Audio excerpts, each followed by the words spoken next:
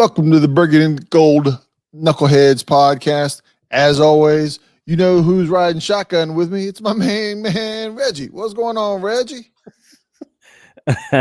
What's up, Ken? How you doing, brother? Yeah, it's been a while. It's been a minute. It has been a minute, man. I see you playing the "Boys Are Back in Town" song. I don't know the title of that song. Uh, Uh, the boys are back in town. is that the name of it? That is literally the name of it. Okay, well, it will not be found on my playlist, but Yes. For those that want to add it to their playlist, the group is called Thin Lizzy, Lizzy. But yeah, that's yeah, them. yeah, the thin and the thick Lizzies won't be on my playlist. But hey, the song was fitting because it's been a minute since we've done an episode, man. And life is happening. We don't get paid to do these. We just do it because we love doing it. Yeah. And here we are, man. We back. You know, been a bit of the off season, and we're trying to get back in the swing of things. Just as training camp is about to start ramping up here for our beloved Commanders here pretty soon, man. So yeah, we're back. Yeah.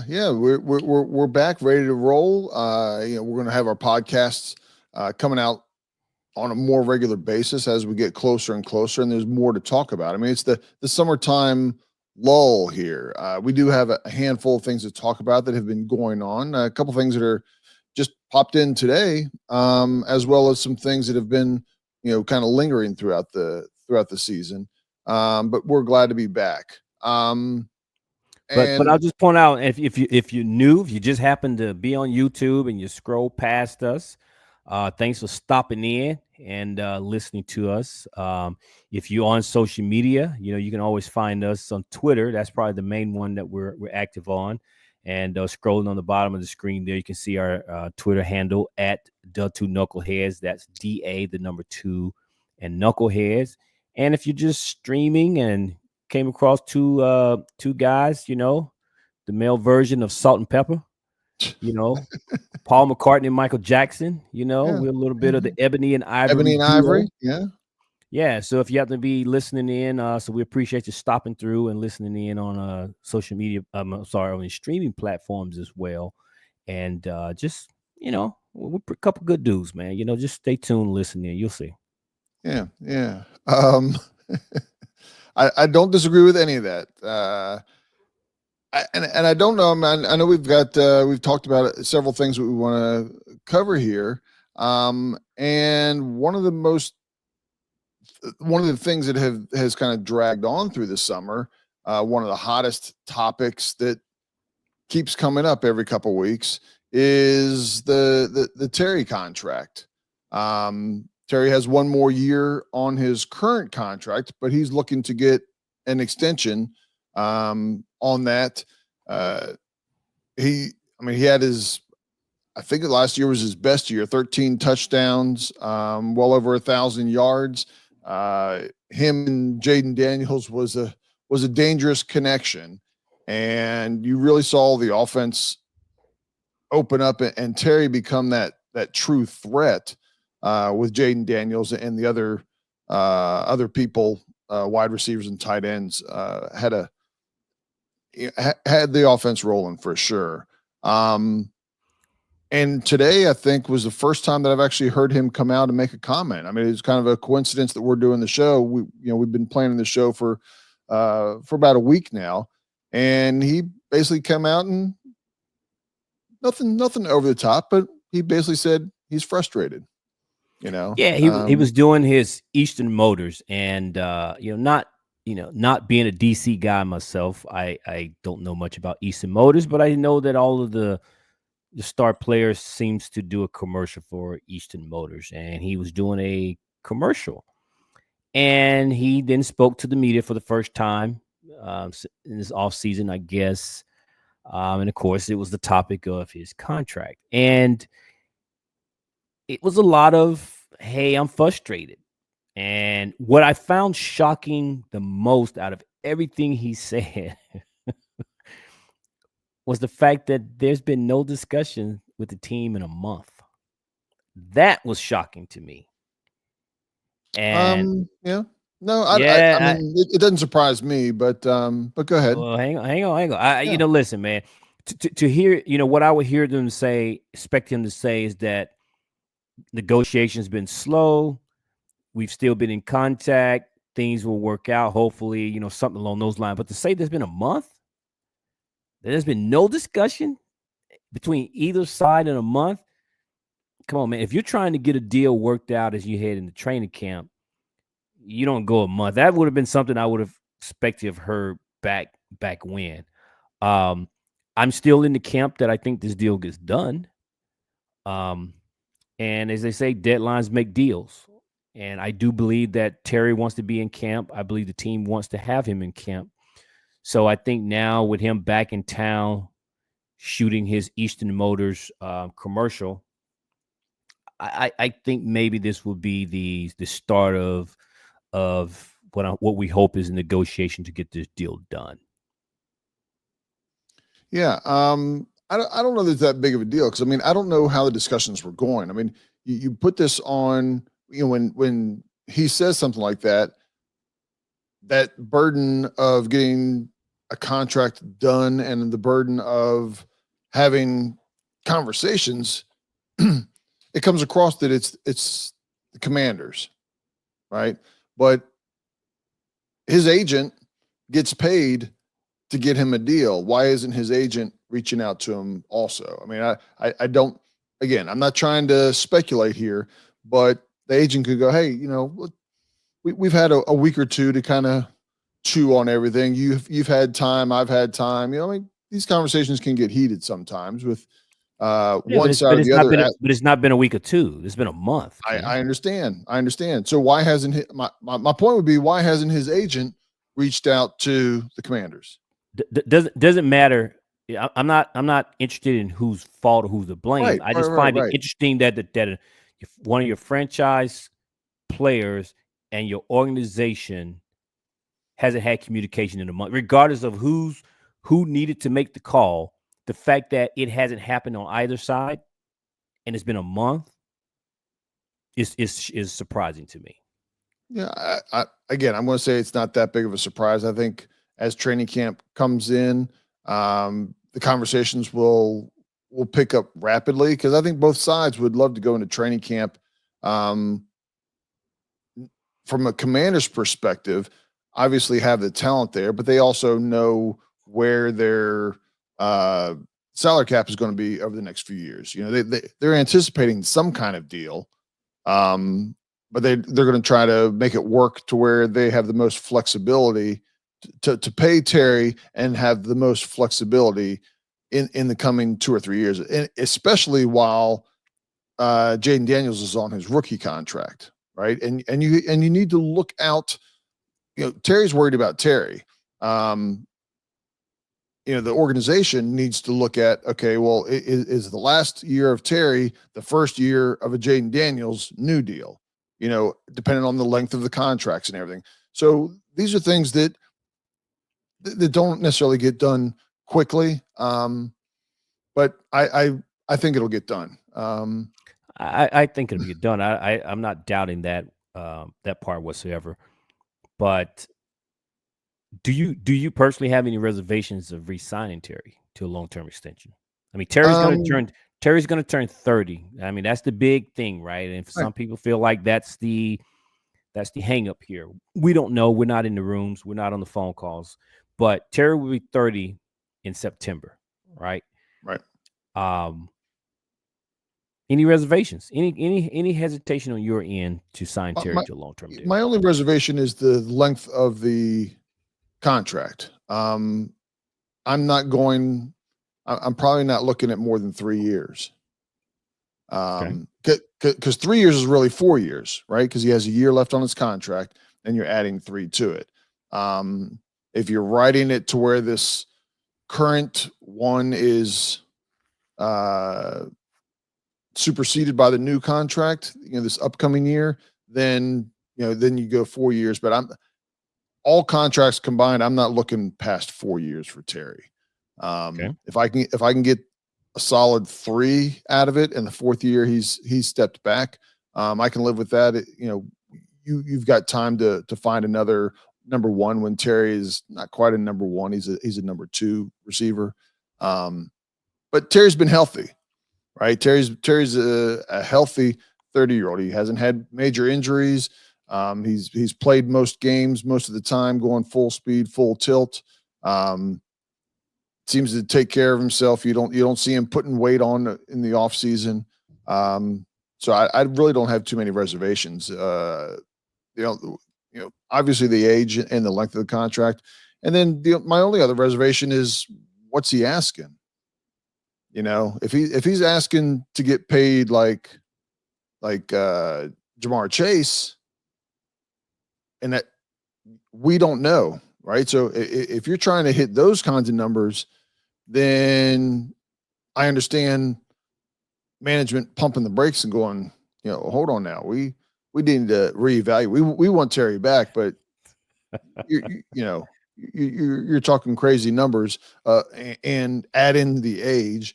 It is what it is. Yeah. I'm with you. I don't think this is going to be a long-term contract. First of all, I can't imagine being more than 3-4 years. And even if it is a 4-year deal, it's probably 2 more years of guaranteed money, and then the last 2 are probably, where they can get out from under contract. Right. But ironically, wide receivers have signed, like the DK Metcalfs of the world, which seems to be, by all accounts, that seems to be the comp. I can't imagine Terry's asking for Jamar Chase, Justin Jefferson kind of money, but he's probably asking for over $30 million. And just ironically, yesterday, the Jets signed an extension with their star wide receiver. He's younger, but Garrett Wilson. Garrett Wilson signed the deal. It was for 4-year, $130 million. And of that was $90 million guaranteed. And if he plays all 4 years, that's a $32.5 million average salary per year. And I don't have the numbers in front of me, but I know that DK Metcalf is upward of $30 million. And I was listening to John Kine's podcast, and he had this agent on, former agent, and this guy made a point, man, that it's funny when this is what these guys get paid to do, and when they've been in these rooms, and he talked about Terry's production, and he talked about Terry's not going to want to get paid less than a number 2 receiver. Okay. And he brought up T. Higgins, Cincinnati. Could certainly be a number 1 receiver on a lot of teams, but in Cincinnati, he's a number 2 guy. And that guy signed an average contract, I think it's $28 million. So he's behind Jamar Chase, but the number 2 guy is making damn near $30 million. So Terry's team is not going to ask for that. So now you're hitting the 30 million plus average per year cost here. And again, it goes back to, and this guy made the point, he says, no agent that's worth his weight in gold is going to have Terry sign a contract less than a number 2 receiver. So with that being the case, we don't know what Terry's asking. We know what Terry's persona is publicly, and I'm not saying that it's not real, but at the end of the day, it's business. And Terry knows, just like I'm pretty sure his camp knows, entering the season at age 30, this is probably his last contract, right? And Terry's trying to get it, man. He's 3rd round pick that is overachieved. He's maximized his potential, his earnings, and everything. He's played on some bad teams. The team is good now, and he wants to capitalize. Terry's played well. There's no knock on Terry whatsoever. But this is probably his last big deal, man. And he wants to get paid, and I don't blame him. But it ain't going to be cheap. It's not going to be cheap. Yeah. I mean, I think even the average fan who just looks at what wide receivers are getting these days, if we, and I'm not saying we should pay him 28. If we paid him 28, every fan that keeps track of the salary cap should be doing backflips, right? I don't think we're going to get him at 28. I think, like to your point, I think it's going to be 30 to probably not more 32. than 32. But again, I don't know that number is a sticking point. My guess is how it is paid out, what years are covering what amount, where the guarantees are, and to your point that you brought up at the beginning of this, where is there an out for Washington, right? Because teams want an out. If something bad happens, if he has a major injury, they don't want to get stuck paying the contract. Now, Terry wants the contract to be written that it's hard for Washington to get out, right? Where they have to pay the most, that guaranteed money hangs over them. Even if they cut him, it hangs over them. Because if they can't cut him, well, that means you're on for another year and you make that additional money on top of the guaranteed. So I think those are the nuances of the contract that are being worked out, and there's the arm wrestling to get that part done. My guess is that the dollar amount, they're in the neighborhood, they're in the ballpark. It's just a matter of guaranteed money, how it's structured, what years. It's a big. It's not a big deal, but it's a big deal when you hear somebody making $30 million or $100 million contract, $30 million guaranteed. Well, a lot of times that's just the first year guaranteed, right? So Terry's going to be here this year, so it sounds like it's a big thing that's guaranteed, and that guaranteed is spread out. But realistically, he's going to be here this coming year anyway. It's the back end guaranteed money that hurts teams. So we'll see. Yeah, but you can still front load the contract. I mean, there's nothing stopping Washington from front load. If it's all about the dollars, then they can front load the contract and still get an out. There's a lot of different ways.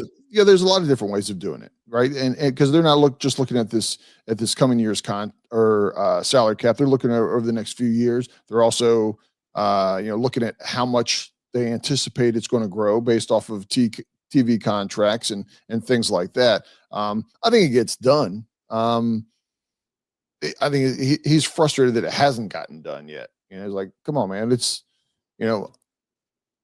we've gone out to dinner 4 or 5 times, and you won't even hold my hand, Well, he talked about it. He's done all the things that have been asked of him. He's been the model teammate and the model player, and he's done all the things.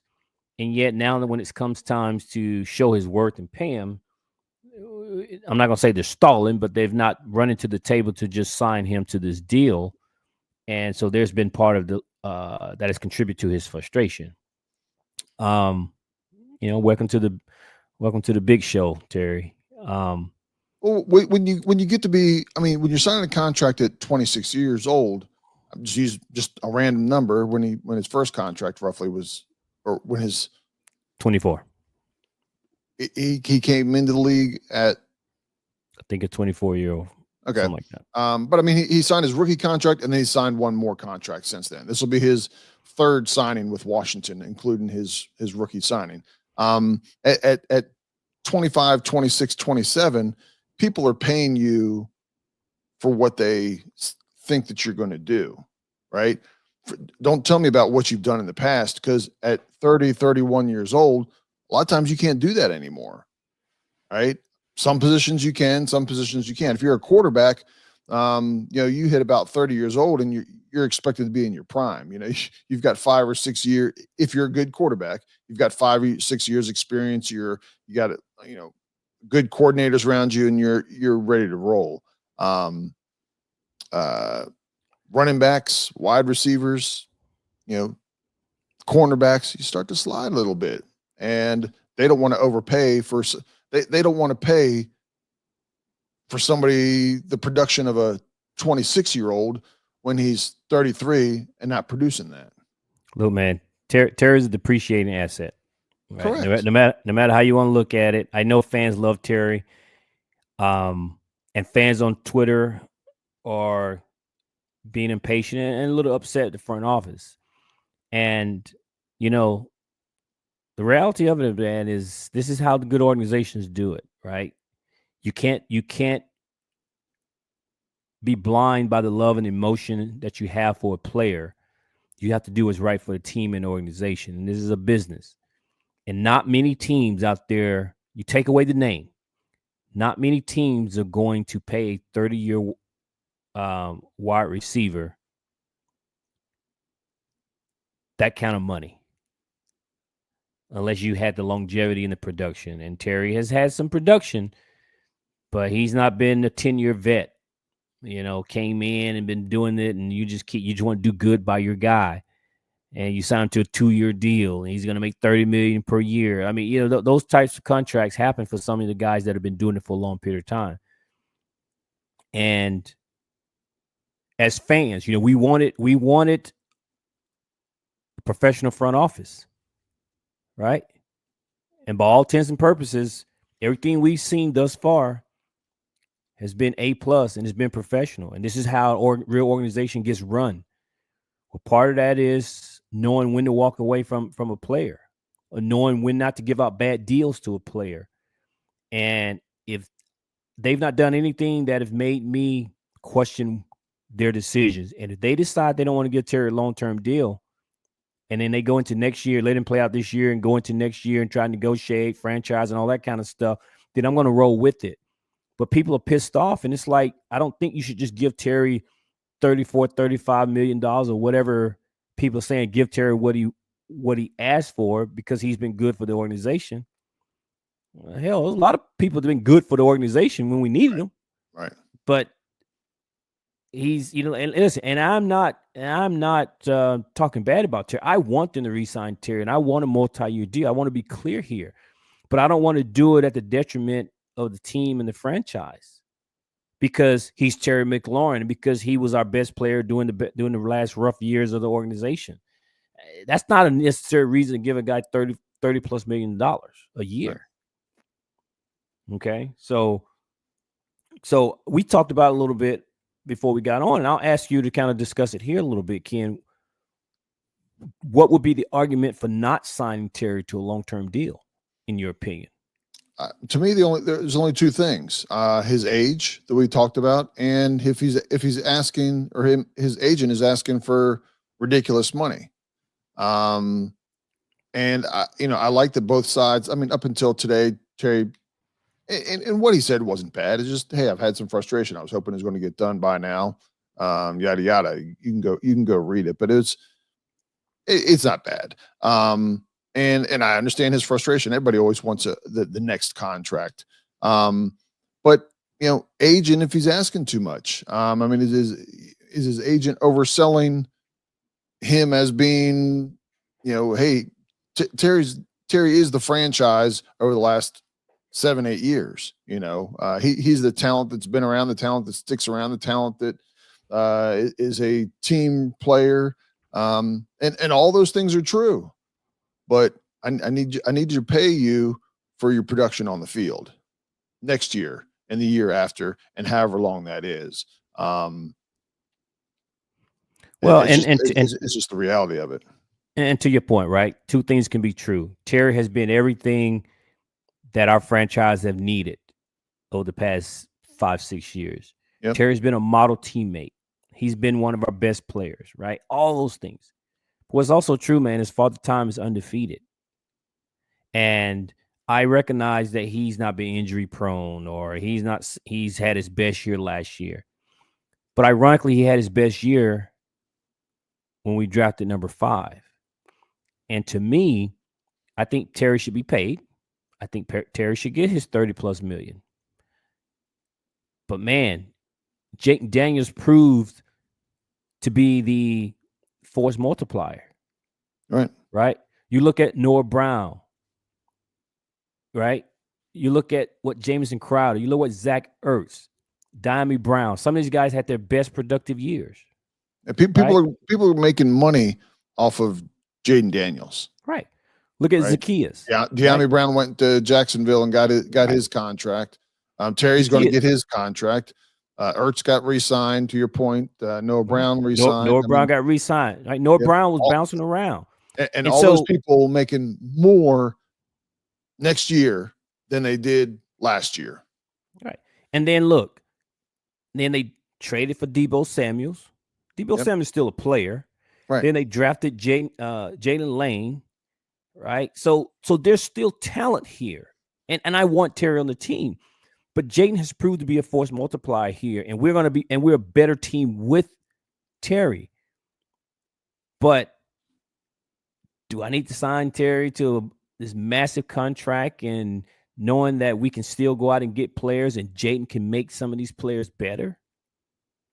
So I look, man, I'm all for it. I do think the deal gets done. Okay. I just want to be clear. So if anybody coming at me in the comments or anything, I want the deal to get done. I think the deal gets done. But I'm not going to all of a sudden just throw my hat in the ring and give up on the front office because they didn't, quote unquote, do right by Terry. Their job is to do right by the organization as well. Absolutely. And when Terry gets his contract, if he's here another, 1 year plus 3, it's 4 more years. That takes him to 34 years old. He's going to be a legacy player here in the burgundy and gold. And speaking of legacy players, it was announced today that Art Monk, Hall of Fame, Washington Redskins Hall of Fame wide receiver, is going to have his number retired for the Washington Commanders. Your thoughts on that? Man, as you can see by the if you're watching this on YouTube, see the facial hair there a little bit, the color of it will let you know. I've been around the sun a few times. So I remember Art Monk, man. Art Monk made me proud to be a Washington Redskins fan. He was one of those guys, man, that was, doing his thing year in and year out, right? We had our star guy, right, on offense, and it's well-deserved. I think this organization is going to continue to do things like this because a lot of these things are well overdue. Like last year, they did Darryl Green. They're doing Art Monk this year, and I think there's more to come.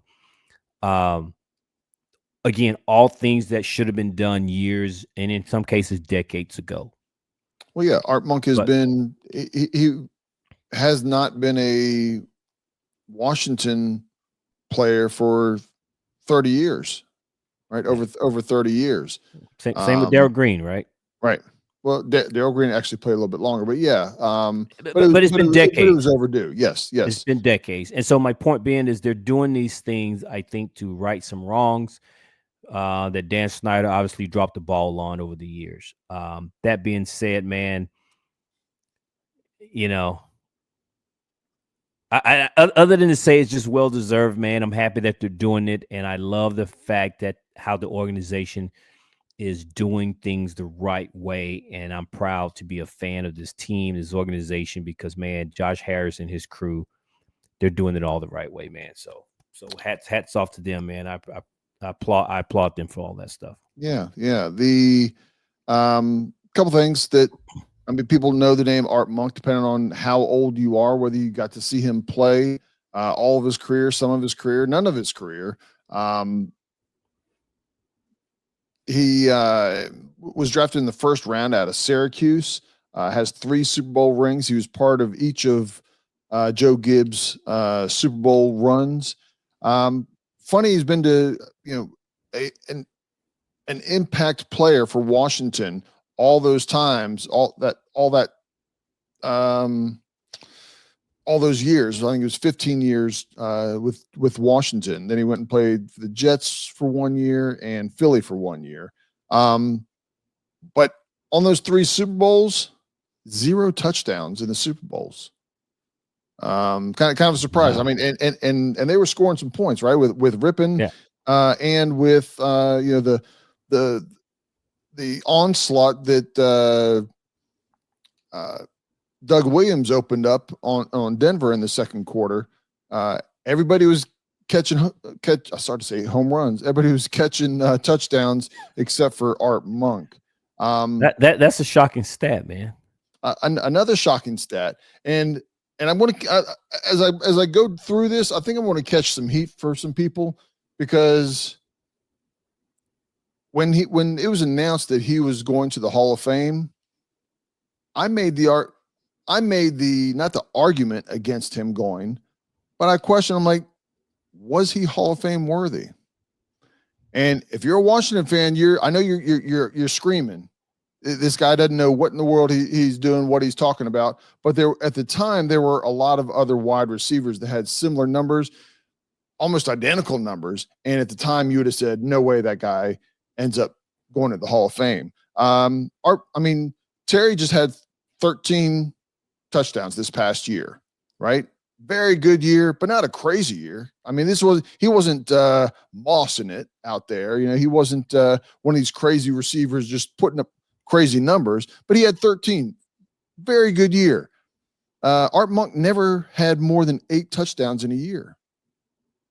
And he was more of a possession receiver. Not that he couldn't break plays, but he was the prototypical possession receiver. And with that, I have a family member who played football at the U, and he said in college, the toughest receiver that he had to cover was Art Monk at Syracuse University. He said even in college, his route running was far and away better than anybody else. And that's what he talked about, is his route running and his cuts was tough to cover. So yeah, I understand what you're doing there, and that's fine. Look, man, football was different back then, right? It was. It wasn't quite the passing league that it is today. Production was the name of the game, and yeah, obviously you want to score a touchdown, but he was on some good teams. So when you're supposed to be the best receiver on good teams, you're going to get those kinds of accolades and things of that nature. And you're right, Art Monk playing in today's NFL, he's not going to sniff the Hall of Fame. But back then, man, he was the productive receiver in what was a more of a running league, if you will. Right. But it's deserved. I think it was deserved, because you can't have teams like Washington had during the 80s and not have Hall of Fame players. I mean, absolutely. It is what it is. But what is interesting about his retirement, they're retiring his jersey on November 2nd. November 2nd, Ken. Yes. Oh, look at that, man. November 2nd is the first of 3 games where the team announced their, and I'm putting air quotes here if you're just listening online, their alternate uniform. Well, the alternate uniform is the old uniform. I think it's kind of goofy they call it an alternate, but it is basically the uniform from the Super Bowl era. That would be the first game they're wearing it. They're going to wear it 3 times this year. They're going to wear it against Seattle, against Denver, and then against Dallas on Christmas. And if you see it there on the screen, man, it's tough. It's tough looking uniform, man. I like it. Clearly there's been some talk that this could become the normal uniform going into 2026, which I would be happy with. I think this is probably what they should have done the first time when they did the quote unquote rebrand. You could have changed the name. That's fine. To Commanders or whatever the hell you wanted it to be. But they could have left the uniforms. But I like this, man. This was, I got to admit, when I saw this, I'm like, man, that's my team. Right. When the social media put it out there the day they announced this on the 9th last week, I couldn't help but smile. I was like, man, that's my squad, man. Because again, we've kind of gotten adjusted to the Commanders uniforms, the all burgundy or the all white and the black and all those things.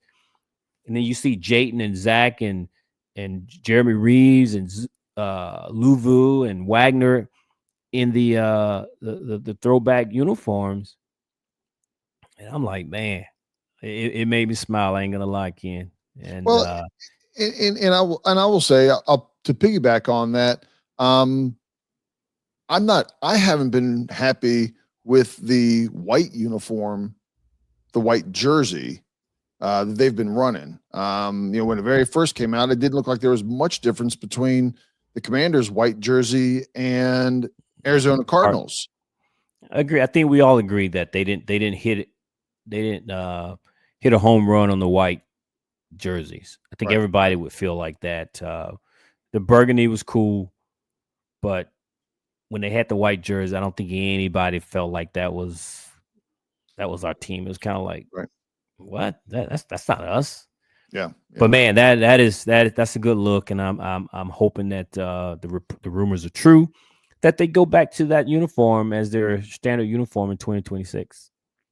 Yeah. So in ode to Art Monk, from the uniform is from the Super Bowl era, they will be rolling out those uniforms that game. Yeah, I mean, if you're looking at YouTube right now, I put back up on the screen these are the throwback uniforms, and then here's Art Monk, and it's the same uniform other than a W instead of the Redskins Indian on the side. The stripes on the helmet are the same. The numbering, the pants with not just a white stripe or not just a gold stripe, but both stripes.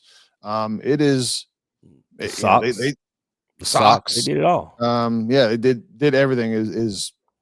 Is 1986 again. So yeah, I like it, man. I like it. Yeah, I ain't gonna lie, but I'm not running out to buy no damn jersey though. But a lot of folks are already pining to get one. Yeah, not your boy. Not me. Yeah, people like to, what's new and retro is always in, right? Throwback stuff is always in. So now you get a player of today with a throwback look on it. I can see people running out to get one of these. You gonna be one of those people? Not at the moment. Not at the moment. I've got throwback. I see. I'm old enough to wear the throwback, and they'd be like, "Oh man, check out that new." Oh no, that's an old one. I'm like, yeah, that is 30 years old. I have an Art Monk jersey.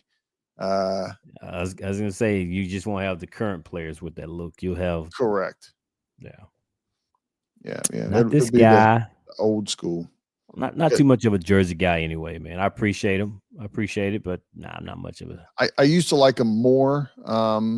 Now even the idea of getting players from 70s, 80s, 90s, early 2000s, maybe I get one here or there, but if I don't get one, the price that they are, it doesn't bother me that much.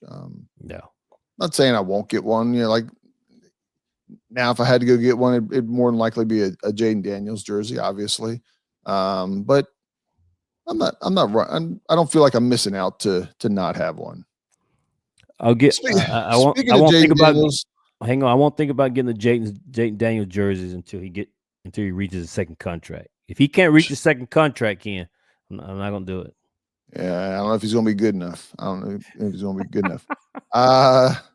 Speaking of Jayden Daniels jersey and Jayden Daniels, the kid. Yeah, he. I mean, we watched him all last year. Amazed at the year that he had.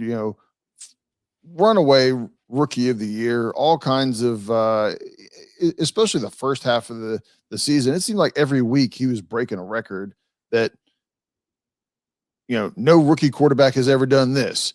3 weeks in, no rookie quarterback has done that. 8 weeks in, no rookie quarterback, and sometimes there's no quarterback has ever done what he's done in the first 8 or 10 weeks. Right.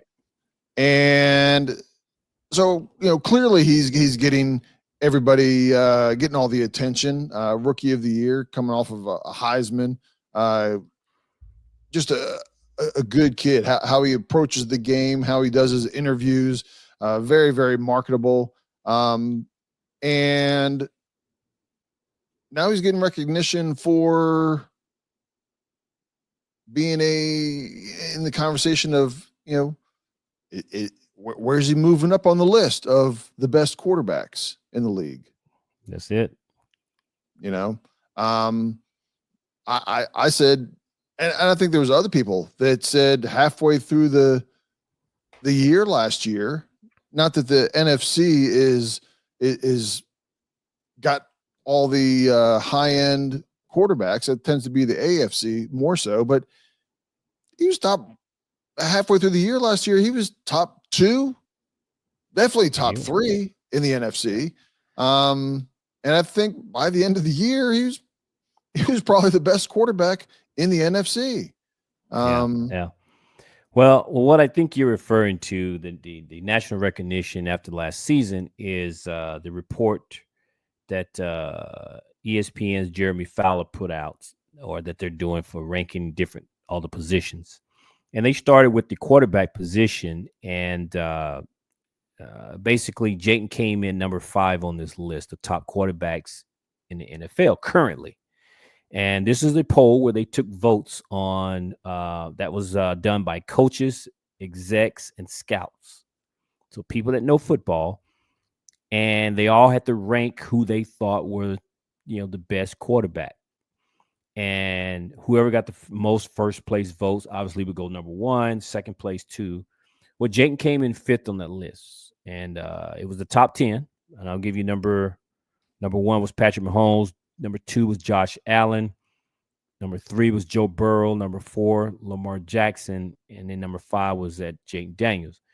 And if you notice, to your point, Ken, Jayden is the highest rated or top rated NFC quarterback, because the first 4 I named were all AFC. Right. And then at number 6 is Matthew Stafford. 7, Justin Herbert. 8, Jared Goff. Number 9, Jalen Hurts. Number 10, Baker Mayfield. And I thought, man, Baker Mayfield on the list was, But nonetheless, that was based off coaches, execs, and scouts, right? Right. So Jayden's got the notoriety. And again, man, I'm just personally a little bit gun shy to start crowning players after 1 year. I've always kind of been that way. And obviously, I have just as much hope as any fan of this team that Jayden becomes our Tom Brady. And what I mean by that in terms of his status and profile of our organization. When you say Jayden Daniels, you think of the Commanders. When you say Commanders, you think Jayden Daniels. You're like, we want that profile of a player. But man, 1 year, there's hope. There's belief.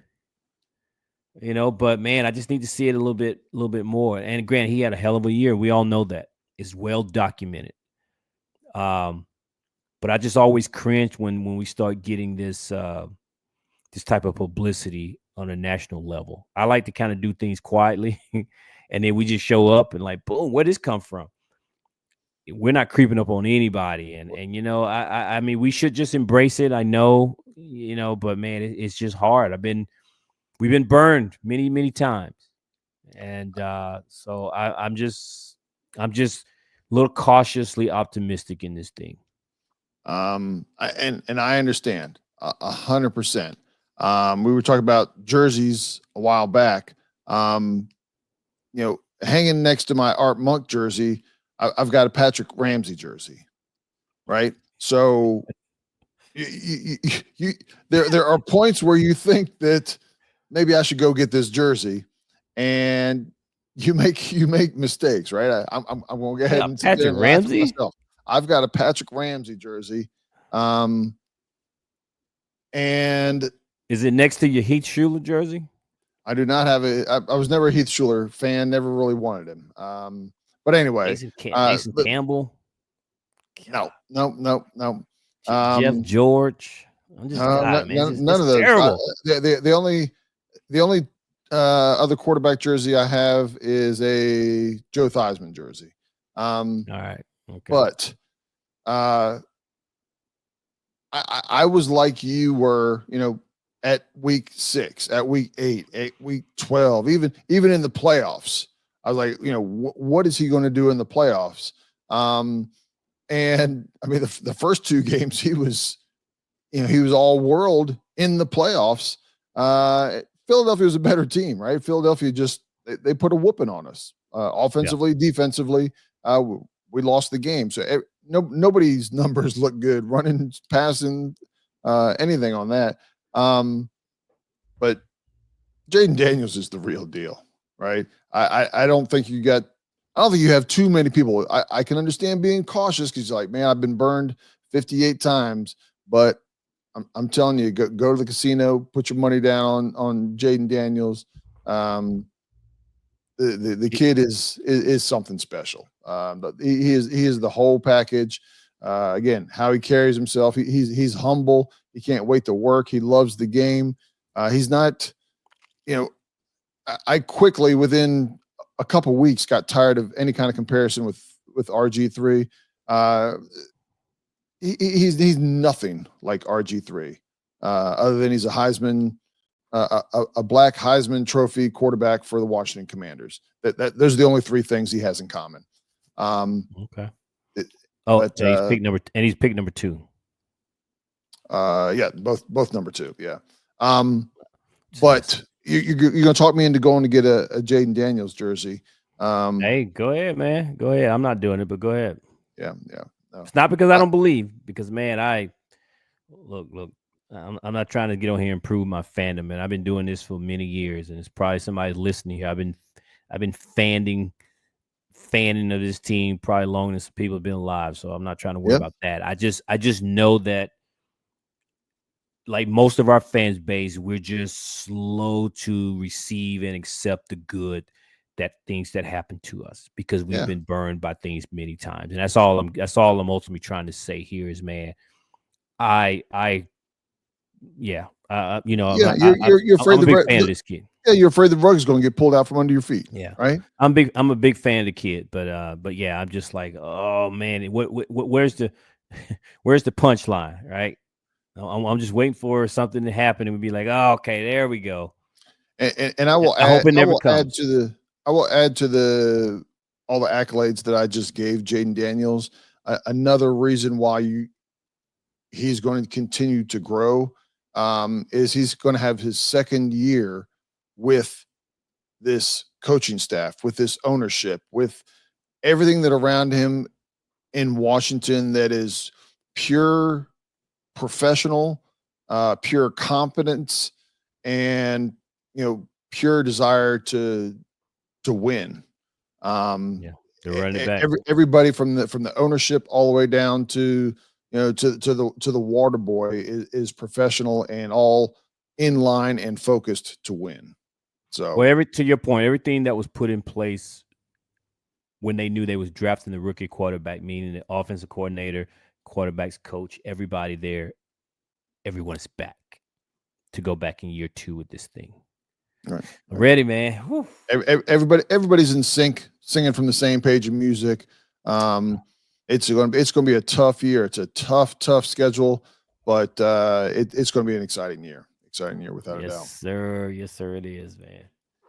But that's kind of what's been going on in the summer. We'll see what happens as training camp comes. We'll on our next podcast. Hopefully, we'll be saying, "See, we didn't have to worry. Terry got signed. If he hasn't signed, we'll be like, okay, it's getting crunch time. Everybody's getting a little more nervous now, But we'll see. We'll see how all that comes along. But Terry didn't ask for a trade, and he was in town doing his. He actually commented he wants to stay here. He's frustrated with the contract, but yeah. And he's in town doing his Eastern Motors commercial for the season, man. It'll get done. Yeah, it'll get done. But anyway, I don't have anything else. You got anything else there, bud? That's it, man. That was good. It's good to be back, man. Welcome back. Appreciate everybody listening, tuning in, man. And as always, we appreciate you. And until next time, peace out. Peace out, knuckleheads.